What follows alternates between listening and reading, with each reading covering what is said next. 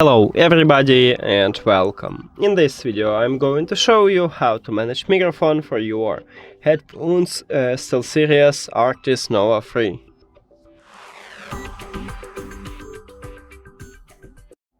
You have to start by open STEELSERIES GG app.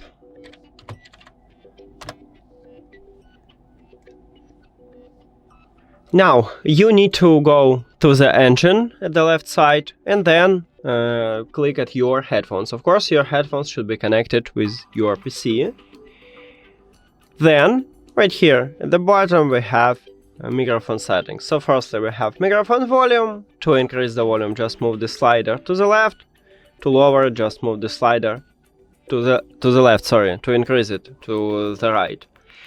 And let's make something like this one. Then we have microphone side tones, so select the level, you can turn off them, but I think I'm going with a high.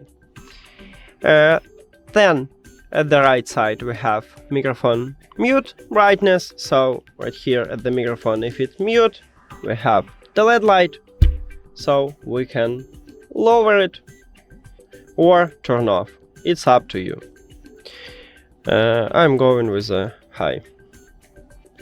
And after that, just click Save, and we save these new settings.